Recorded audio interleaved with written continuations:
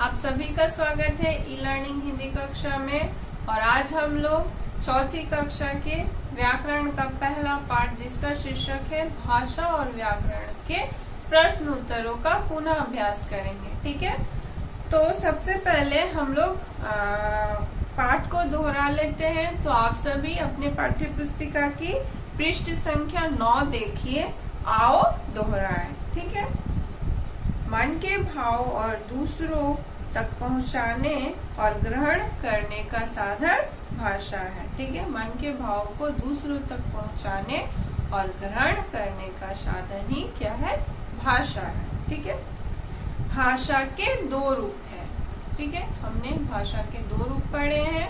पहला है मौखिक और दूसरा है लिखित। भारत की राजभाषा हिंदी है। हमारे भारत की राजभाषा क्या है? हिंदी। भाषा को लिखने के लिए निर्धारित किए गए चिन्ह लिपि कहलाते हैं। और भाषा को लिखने के लिए जो चिन्ह निर्धारित किए गए हैं उसे ही लिपि कहते हैं। ठीक है बच्चों, उसके बाद आइए, हिंदी भाषा की लिपि देवनागरी है। हिंदी भाषा की लिपि क्या है? देवनागरी। भाषा के शुद्ध रूप का ज्ञान कराने वाले शास्त्र को क्या कहते हैं? व्याकरण।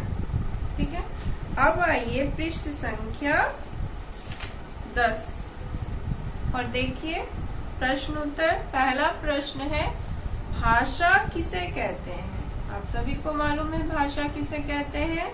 एक दूसरे तक अपनी बात पहुंचाने का साधन या माध्यम ही भाषा कहलाता है।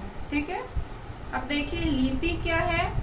आप सभी को मालूम है भाषा को लिखने के लिए निर्धारित चिन्हों को लिपि कहते हैं। भाषा के 4 कौशल कौन कौन से हैं? भाषा के 4 कौशल है सुनना, बोलना, लिखना और पढ़ना। ठीक है, अब आइए व्याकरण किसे कहते हैं? तो क्या होगा? भाषा को शुद्ध रूप में बोलना, पढ़ना और लिखना सिखाने वाले शास्त्र को क्या कहते हैं? व्याकरण कहते हैं। ठीक है, उसके बाद 1 नंबर प्रश्न है, उचित शब्दों का प्रयोग करते हुए निम्नलिखित वाक्य पूरे कीजिए। कुछ शब्द दिए गए हैं जिसकी सहायता से आपको वाक्य पूरी करनी है। जैसे कि क है, भाषा के 2 रूप मौखिक और लिखित होते हैं। ठीक है, ख देखिए, टेलीफोन भाषा का मौखिक रूप है। ठीक है, ग है, लिखने के लिए निर्धारित चिन्ह लिपि कहलाते हैं। ठीक है, घ देखिए, व्याकरण हमें भाषा के शुद्ध रूप का ज्ञान कराता है। अंग देखिए, फ्रांस के लोग फ्रेंच और गुजरात के लोग गुजराती भाषा बोलते हैं। ठीक है, उसके बाद दूसरा प्रश्न है, वाक्यों के सामने सही या गलत का चिन्ह लगाइए। सही वाक्य के सामने आपको सही और गलत वाक्य के सामने आपको गलत का निशान लगाना है। जैसे क है, उर्दू भाषा की लिपि देवनागरी है। यह वाक्य गलत है। ठीक है, इसलिए यह गलत का निशान होगा। उर्दू की लिपि क्या है? फारसी। ख देखिए, हमारी राजभाषा हिंदी है। हाँ, ये वाक्य सही है, यह सही का निशान होगा।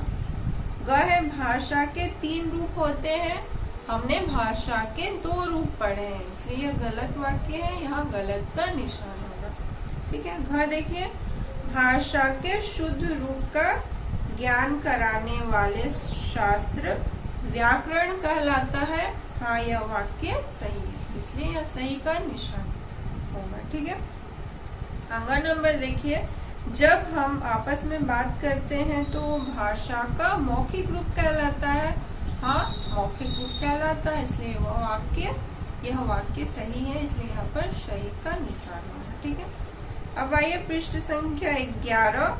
यहाँ पर है तीसरा नंबर प्रश्न, निम्नलिखित स्थितियों में भाषा का कौन सा रूप प्रयोग होता है? जैसे चर्चा के दौरान हम लोग भाषा के कौन से रूप का प्रयोग करते हैं? तो क्या होगा? मौखिक। दूरदर्शन पर मौखिक ट्रैफिक संचालन के दौरान लिखित और पत्र पत्रिकाओं में लिखित। ठीक है।